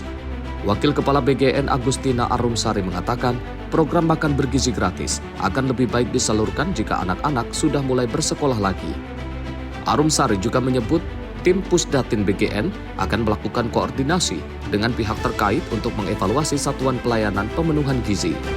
Kemudian internal kami di BGN pun akan melakukan transformasi ya, dari mulai SDM-nya, dari mulai tata kelolanya. Data itu sangat penting karena itu yang terus terang saya lihat sejak dari awal saya datang, karena tidak mungkin kita membuat kebijakan tanpa data yang jelas. Nah, itu yang masih terus kami perbaiki. Jadi mohon bersabar, tapi target kami memang tadi sudah kami sampaikan juga, 1 bulan ini apa, lalu mungkin 3 bulan ke depan itu apa gitu. Tapi yang jelas kami juga memanfaatkan momentum untuk libur sekolah ini. Kami akan stop semua, kami akan audit semua dapur, sehingga nanti mudah-mudahan ketika nanti anak-anak sudah masuk sekolah, kita sudah lebih baik, kondisi di lapangan sudah lebih rapi gitu ya. Dan terutama tadi masalah data, saya kawal betul teman-teman Pusdatin kami, dan juga kami sudah mulai melakukan koordinasi dengan pihak-pihak yang sebenarnya sudah memiliki data. Dari Jakarta, Fahrizal, Dava Rizkiano, Sinpo TV melaporkan. Masih dari Wakil Kepala BGN Agustina Arumsari yang mengungkapkan insentif bagi Satuan Pelayanan Pemenuhan Gizi tidak akan disamaratakan lagi sebesar 6 juta per hari. Dirinya mengatakan pihaknya akan menelaah data penerima manfaat dari program makan bergizi gratis. Mungkin kita akan gabungkan, bisa jadi ya, bisa jadi, oh karena di daerah sana ternyata hanya ada sekian, kita akan gabungkan SPPG ini dengan SPPG ini, dan seterusnya. Itu proses yang pasti akan mengikuti. Wakil Kepala BGN Agustina Arumsari menjelaskan bahwa insentif bagi Satuan Pelayanan Pemenuhan Gizi di era ex-Dadan Hindayana disamaratakan sebesar 6 juta. Namun Agustina mengatakan pihaknya akan menata ulang terkait anggaran insentif tersebut. Nantinya, Badan Gizi Nasional tidak akan menyamaratakan insentif terhadap Satuan Pelayanan Pemenuhan Gizi. Ia juga menekankan setiap SPPG harus menghasilkan makanan yang bergizi dan berkualitas terhadap penerima manfaat. Ya. Nanti itu termasuk ya. Setelah data penerima manfaat itu fix, ya, kami harapkan nanti insentifnya enggak fix 6 juta semua kan. Sekarang kan diubahlah oleh yang dulu ya, bahwa penerima manfaatnya 1.500 pun insentifnya 6 juta, 500 pun 6 juta, kan yang dulu begitu. Nah kalau nanti kita sudah mengetahui berapa real penerima manfaat yang menerima dari SPPG tersebut misalnya ya, kan itu dampaknya nanti penata ulang kan akan begitu. Mungkin kita akan gabungkan, bisa jadi ya, bisa jadi oh karena di daerah sana ternyata hanya ada sekian, kita akan gabungkan SPPG ini dengan SPPG ini dan seterusnya. Itu proses yang pasti akan mengikuti proses refocusing. Dari Jakarta, Fahrizal, Dava Rizkiano, Sinpo TV melaporkan. Sementara itu, Wakil Ketua Komisi 9 DPR Charles Honoris menyampaikan terdapat beberapa yang akan dievaluasi dalam Badan Gizi Nasional. Salah satunya terkait tata kelola pengadaan barang dan jasa yang sebelumnya sempat jadi sorotan publik. Dirinya meminta kepada pemimpin BGN yang baru dapat memperkuat sistem yang lebih akuntabel, transparan, dan terbuka agar kejadian serupa tidak terulang kembali.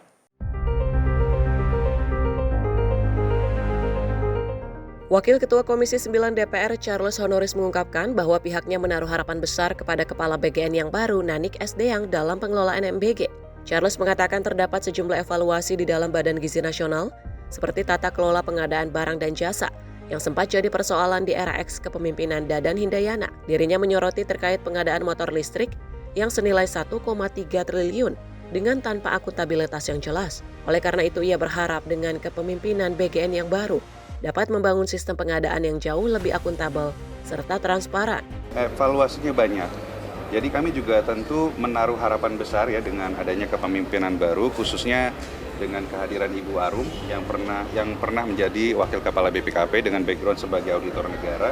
Kita berharap BGN sekarang bisa memiliki sistem pengadaan yang lebih akuntabel, lebih terbuka dan transparan sehingga kejadian-kejadian seperti kemarin tidak terulang kembali ya. Kita nggak lagi melihat misalnya pengadaan motor listrik senilai 1, sekian triliun tanpa akuntabilitas yang jelas.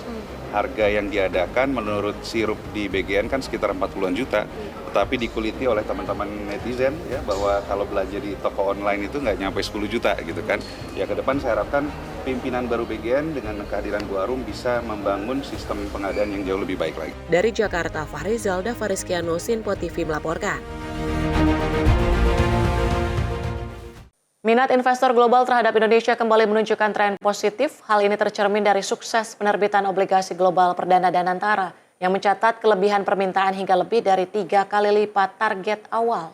Melihat book building yang begitu tinggi, akhirnya kami mengupsize atau meningkatkan dari 1 miliar menjadi 1,5 miliar, 1,5 billion US dollar. Badan Pengelola Investasi Daya Anagata Nusantara atau Danantara mencatat debut positif di pasar keuangan internasional melalui penerbitan obligasi global perdana.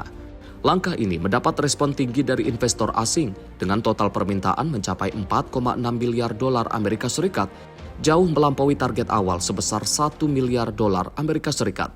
Tingginya minat investor mendorong Danantara meningkatkan nilai penerbitan obligasi menjadi 1,5 miliar dolar Amerika Serikat. Capaian tersebut dinilai menjadi indikator kuat bahwa kepercayaan pasar internasional terhadap perekonomian Indonesia tetap terjaga di tengah ketidakpastian ekonomi dan geopolitik global. Menurut CEO Danantara Rosan Roslani, antusiasme investor didorong oleh serangkaian pertemuan dengan investor institusi global yang memaparkan prospek ekonomi Indonesia serta strategi investasi Danantara. Tercatat sebanyak 122 investor dari berbagai negara mengikuti proses penawaran dan menunjukkan minat terhadap instrumen keuangan tersebut. Setelah kami temui, kita mengadakan book building. Dari rencana 1 miliar dolar yang kami ingin capai, book building yang masuk itu kurang lebih 4,6 miliar dolar. Sehingga melihat book building yang begitu tinggi, akhirnya kami mengupsize atau meningkatkan dari 1 miliar menjadi 1,5 miliar, 1,5 billion US dollar, yang dimana itu dibagi menjadi 5 tahun dan juga 10 tahun. Nah, dari yang 5 tahun ini, yang awalnya tadinya kami diindikasikan karena keadaan memang juga sedang pada saat itu memang pasar modal kita sedang turun. Kemudian mata uang kita juga sedang tertekan. Memang waktu itu banyak mempertanyakan timingnya juga, tapi kami ingin mengetahui market juga dan sekaligus ingin menyampaikan hal-hal kebijakan positif apa yang sudah kita lakukan. Dalam penerbitan ini, Danantara menawarkan 2 seri obligasi internasional, yaitu tenor 5 tahun dan tenor 10 tahun, dengan total nilai 1,5 miliar dolar Amerika Serikat. Keberhasilan penghimpunan dana ini menandai langkah cepat Danantara dalam mengakses sumber pendanaan global serta memperkuat posisi Indonesia di mata investor internasional. Dari Jakarta, Dio Malau, Sinpo TV, melaporkan. Pemirsa, dalam rangka menyambut hari ulang tahun ke-499 Jakarta, Taman Marga Satwa Ragunan menggratiskan tiket masuk bagi pemegang KTP DKI Jakarta. Program ini jadi bagian dari rangkaian perayaan HUT Jakarta sekaligus ajakan kepada masyarakat untuk lebih mencintai lingkungan dan juga satwa.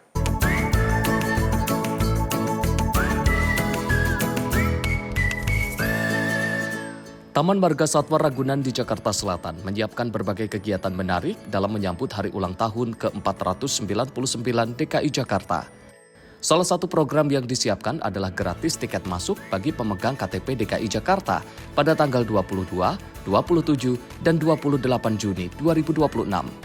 Kepala Humas Taman Marga Satwa Ragunan Wahyudi Bambang menyampaikan bahwa program ini menjadi bentuk dukungan terhadap rangkaian perayaan HUT Jakarta yang diselenggarakan pemerintah Provinsi DKI Jakarta.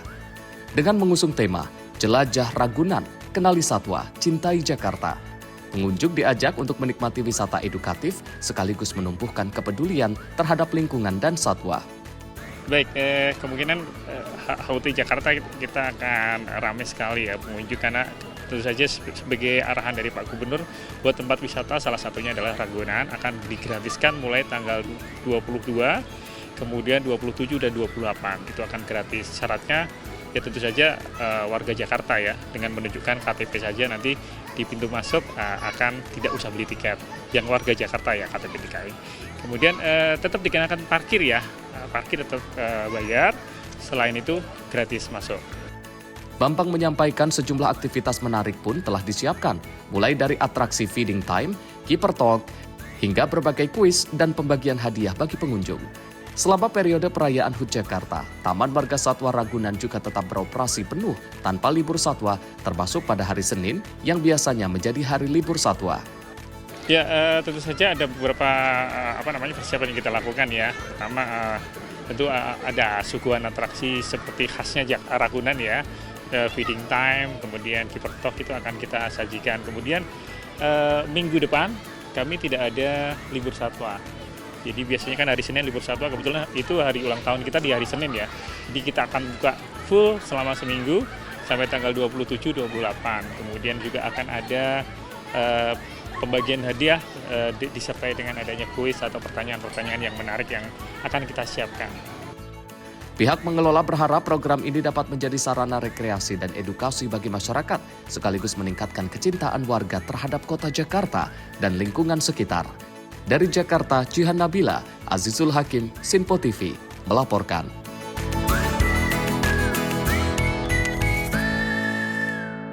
Jakarta Fair Kemayoran 2026 yang berlangsung hingga 12 Juli 2026 menghadirkan berbagai tenan dari otomotif, fashion, hingga kuliner di area pameran seluas lebih dari 100.000 meter persegi. Setelah berkeliling menikmati berbagai wahana dan stand pameran, pengunjung dapat beristirahat sambil menikmati aneka kuliner di area food court yang dipenuhi puluhan tenan UMKM dengan beragam pilihan makan dan minuman.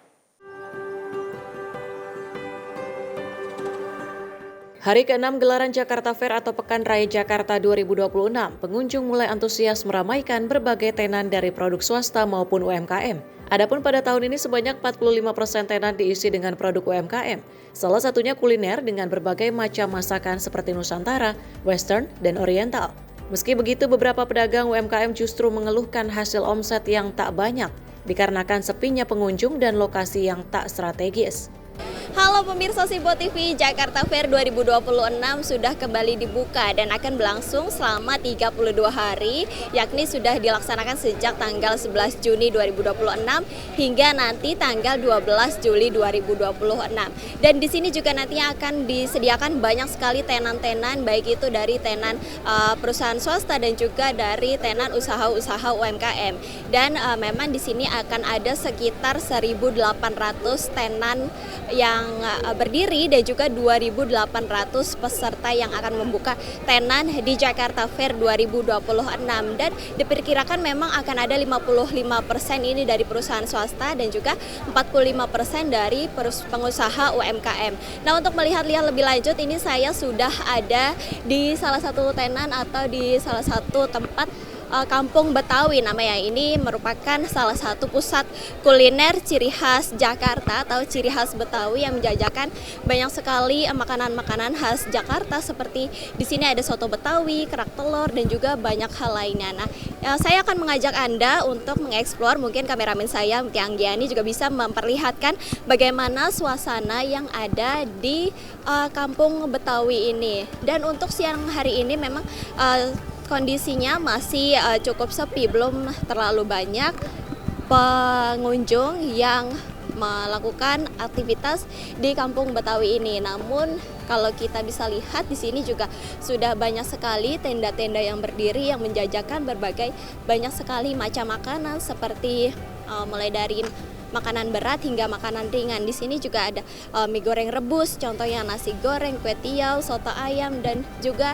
di sini ada banyak sekali minuman, bahkan juga ada panggung hiburan yang bisa dinikmati oleh para pengunjung yang sambil makan ini bisa sambil menikmati bagaimana pementasan musik dan juga penampilan-penampilan seni dari panggung yang ada di Kampung Betawi ini. Nah, saya juga akan menelisik salah satu pengusaha UMKM di sini, yakni di Rumah Makan Haji Herlina yang menjual soto Banjar khas Kalimantan, dan juga di sini memang banyak sekali khas soto Betawinya. Oke, mungkin saya akan cari ibunya dulu kali ya di sini. Oke, ibunya mana? Kalau boleh tahu. Oke, selamat sore. Oke, Ibu dengan siapa namanya Ibu? Dengan Ibu Tuti.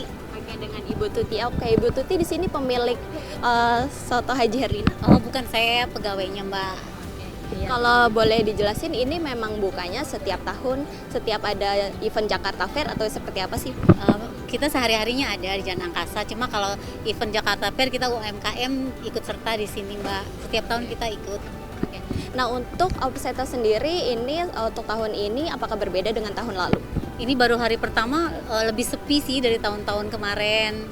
Ya mudah-mudahan ke belakangnya lebih rame ya, Mbak. Mungkin pengunjungnya karena terlalu sering di tengah ya, jadi jarang ke samping sini. Dikarenakan memang ini posisinya juga di pintu belakang begitu ya, Ibu. Oke, kalau untuk omsetnya sendiri lebih banyak tahun kemarin berarti ya? Iya, nah, soalnya ini kan baru juga sih, baru berapa hari jalan. Oke, kalau misalnya untuk hari-hari rame itu biasanya kapan sih, Bu? Hari rame weekend sama tanggal merah, Kak. Soalnya kan dari pagi. Kalau misalnya hari biasa kan mulai buka jam 3, tutupnya jam 10. Kalau hari weekend buka jam 10, tutupnya jam 3 sore. Iya, sama-sama Ibu. Oke. Itu dia pemirsa, tadi memang salah satu pengusaha UMKM di sini mengeluhkan bahwa untuk omset di hari pertama ini memang belum cukup banyak dibandingkan dengan tahun kemarin, dan juga ada pun alasan dikarenakan kenapa omset tahun ini juga diperkirakan akan menurun, dikarenakan di sini juga kalau bisa dilihat di samping saya, biasanya di sini ada tenan-tenan atau banyak sekali permainan-permainan yang disediakan oleh dari pihak PRJ ini untuk anak-anak. Namun untuk sekarang ini masih sepi dari permainan anak-anak. Biasanya kalau misalnya ada permainan anak-anak di sini, maka orang tua yang menunggu anak-anaknya bermain ini bisa mampir ke booth Kampung Betawi begitu.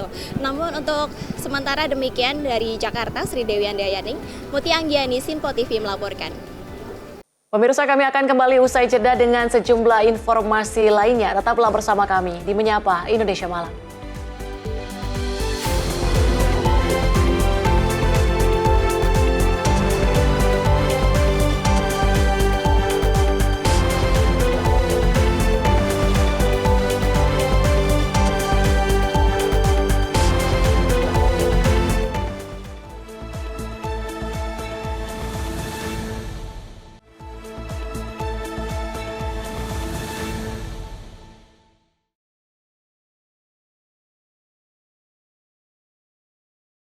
Anda kembali menyaksikan Menyapa Indonesia Malam bersama saya Tiara Dianti. Pemirsa, Wakil Ketua Komisi 10 DPR lalu Hadrian Irvani menyoroti ratusan kepala sekolah yang melakukan pengunduran diri di Sulawesi Selatan usai adanya temuan BPK terkait pengelolaan dana BOS. Lalu meminta kepada Kementerian Pendidikan Dasar dan Menengah untuk melakukan evaluasi menyeluruh dan mencari tahu kejadian tersebut. Begitu mendengar kejadian tersebut, kami langsung berkoordinasi dengan Kementerian Pendidikan Dasar dan Menengah. Ratusan kepala sekolah berencana melakukan pengunduran diri secara massal usai adanya temuan Badan Pemeriksa Keuangan terkait pengelolaan uang sekolah, khususnya dana bantuan operasional sekolah.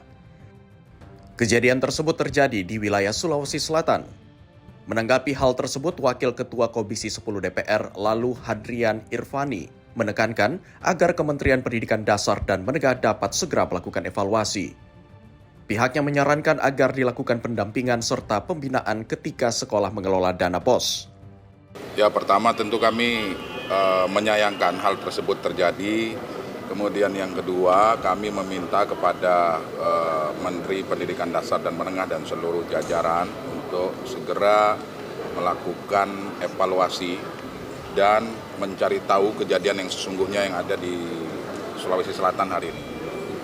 Yang berikutnya adalah tentu kami menyarankan agar dilakukan pendampingan, pembinaan ketika sekolah mengelola dana BOS tersebut. Karena ini tidak hanya terjadi di Sulawesi Selatan, tetapi juga di daerah-daerah lain banyak terjadi penyelewengan dana BOS.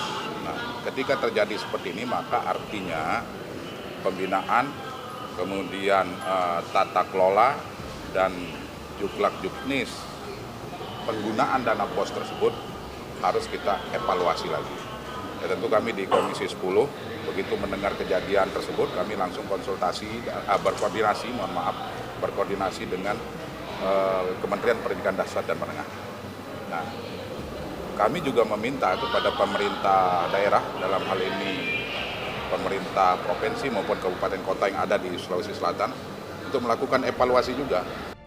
Dari Jakarta, Fahrizal Davarizkiano, Sinpo TV melaporkan.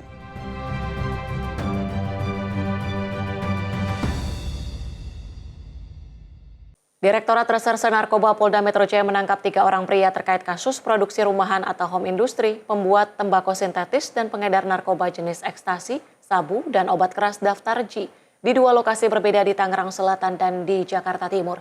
Dari tangan para pelaku, polisi menyita barang bukti berupa 20,9 gram sabu, cairan bibit tembakau sintetis 35 ml, tembakau sintetis siap edar, 30 butir ekstasi, serta 1.320 butir obat keras daftar G dan sejumlah bahan baku serta peralatan yang digunakan untuk produksi tembakau sintetis secara rumahan.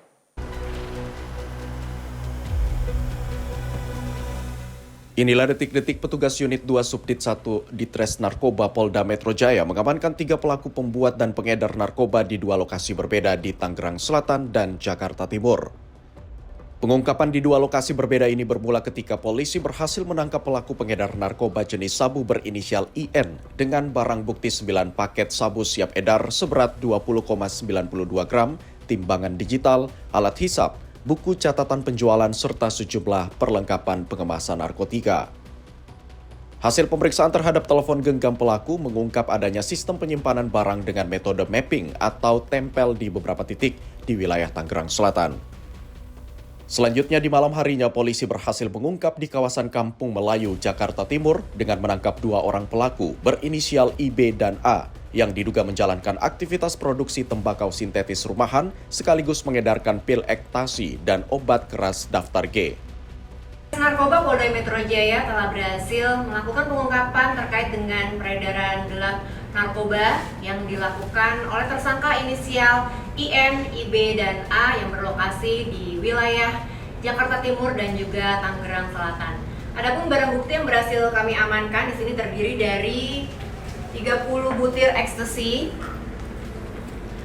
tembakau sintetis 3 pack dengan berat 18 gram, bibit sintetis sebanyak 35 mili.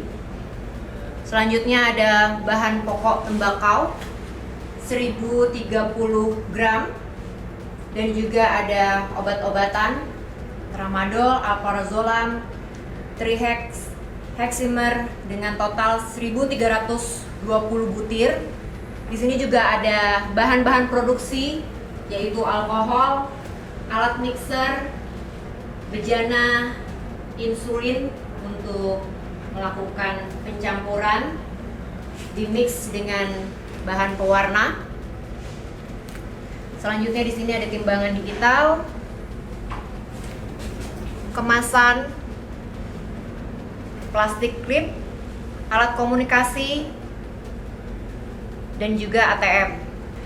Selanjutnya kami juga mengamankan barang bukti sabu yang sudah dikemas siap edar dengan total 20,92 gram. Ada juga uang tunai.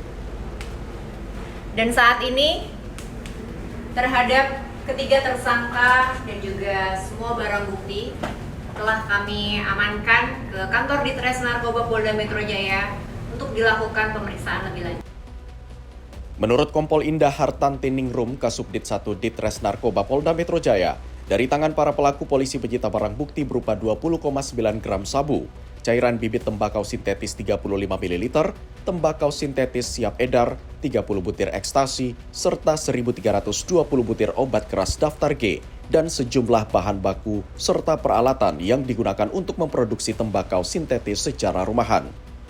Ketiga pelaku bersama barang bukti saat ini telah dibawa ke Polda Metro Jaya guna dilakukan penyelidikan lebih lanjut. Tim Liputan Sinpo TV melaporkan.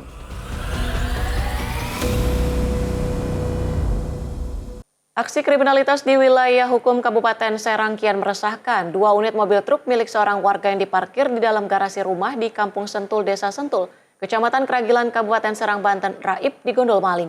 Mirisnya kedua truk hilang secara beruntun dalam waktu kurang dari 24 jam.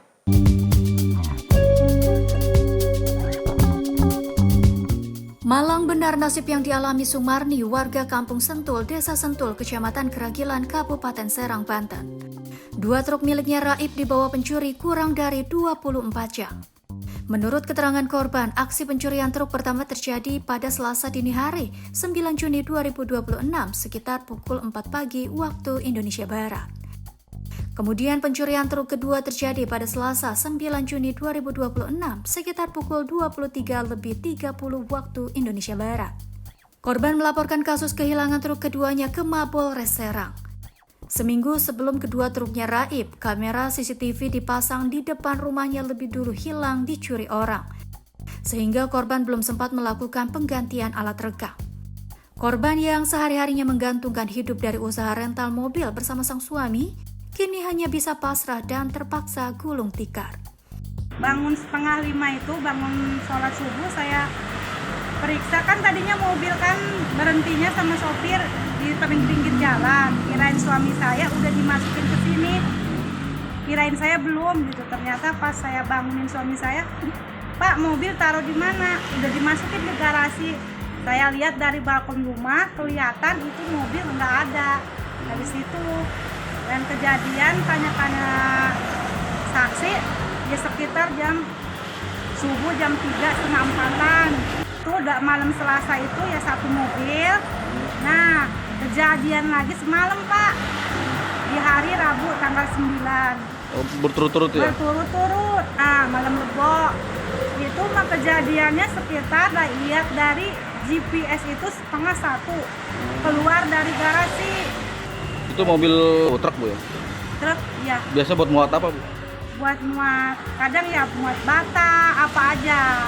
Kadang ya muat sekam, disewakan, kayak model direntalin gitu. Oh, direntalin. Disewakan ke sopir-sopir yang punya order. Kalau saya punya unit doang gitu. Akibat pencurian ini, korban mengalami kerugian material mencapai 500 juta rupiah. Korban berharap pihak kepolisian dari Mapolres Serang dapat segera mengungkap dan menangkap para pelaku, agar kedua unit yang menjadi mata pencarian utama keluarganya dapat kembali ditemukan. Dari Serang, Banten, jurnalis Sinpo TV melaporkan. Kita ke informasi lain, pemirsa. Usia senja dan keterbatasan fisik tak menyurutkan semangat para jemaah lansia untuk menuntaskan rukun Islam kelima. Cerita hebat terungkap dari 2 jemaah lansia yang mengaku kuat menjalani serangkaian ibadah haji di tengah kondisi fisik yang tak lagi tangguh.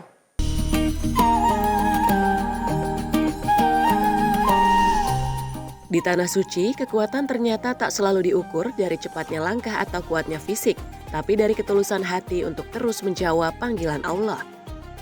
Banyak cerita hebat dan kisah perjalanan spiritual yang luar biasa muncul dari para jemaah haji lanjut usia jelang kepulangan mereka ke tanah air. Salah satunya kisah Nenek Yuliati, jemaah haji berusia 78 tahun, asal Kebumen, Jawa Tengah. Dengan kondisi lutut yang tidak lagi kuat dan bantuan sebatang tongkat, ia berhasil menyelesaikan tawaf dan sa'i secara mandiri. Langkahnya memang tidak cepat, namun ibadah haji ini dianggapnya sebagai hal yang menyenangkan.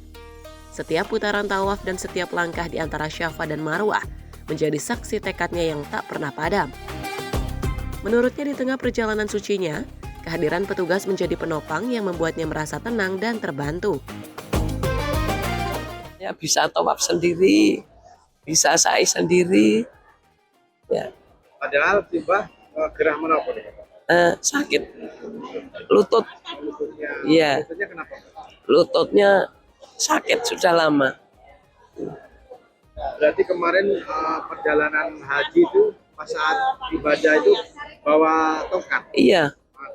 Pendapat Simbah terhadap petugas haji selama ini pripun, Mbak? Bagus banget pelayanannya, baik kesehatan, pokoknya semuanya.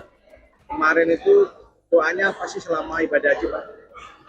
Ya, berdoa semoga diberi keselamatan, panjang umur yang barokah. Kalau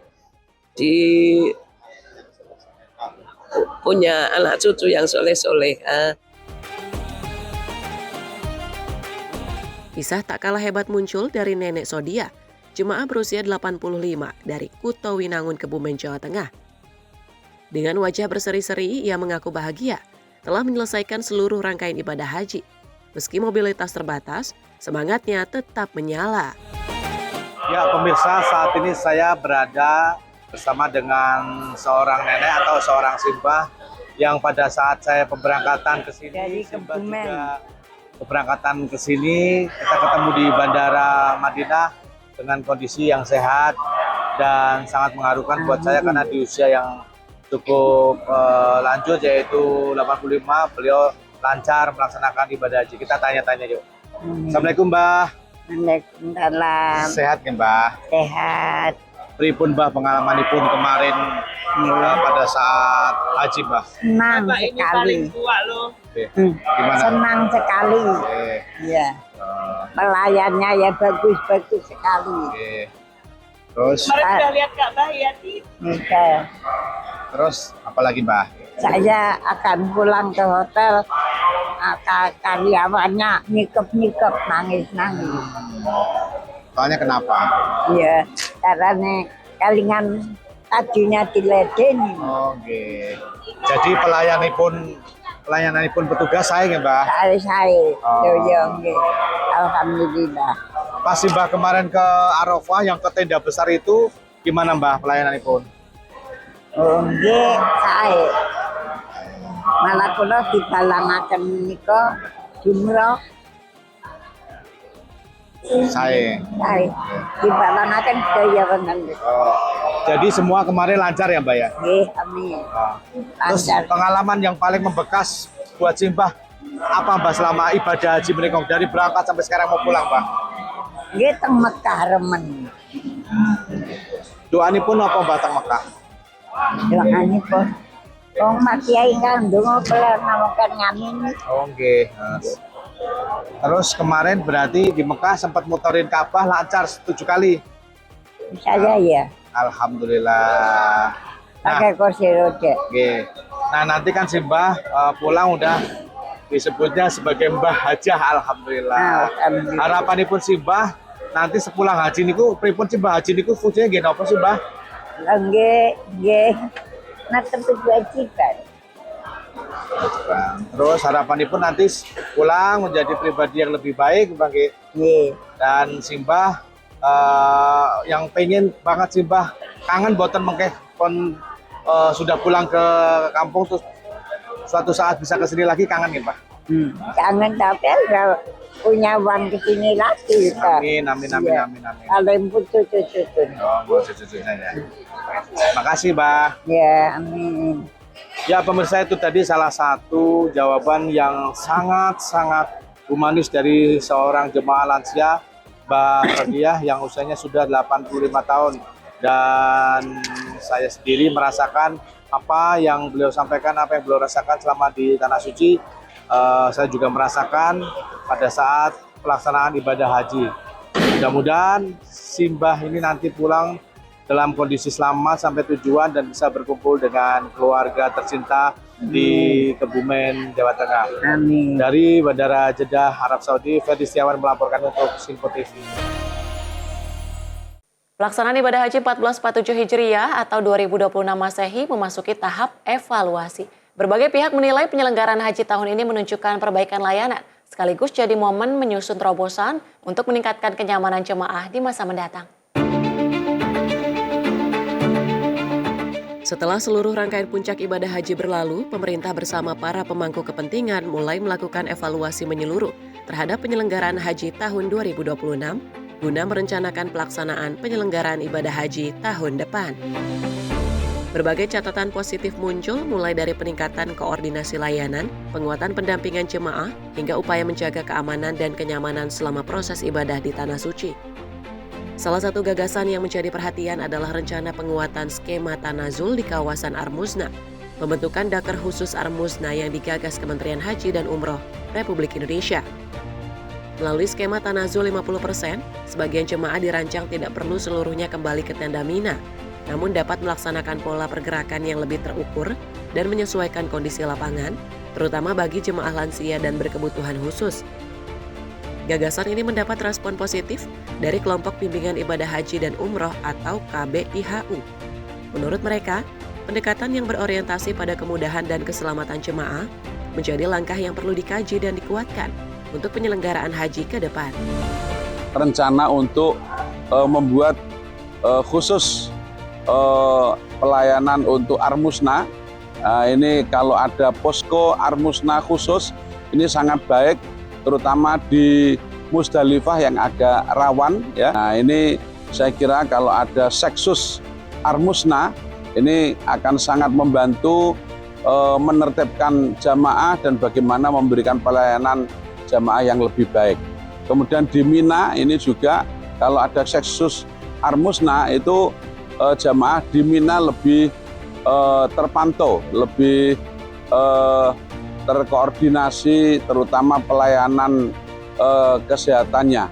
Dengan keterbatasan tempat di Mina, usulan Pak Wamen untuk 50% tanazul itu sangat-sangat bagus dan akan memberikan pelayanan kepada jamaah lebih baik, jauh lebih baik.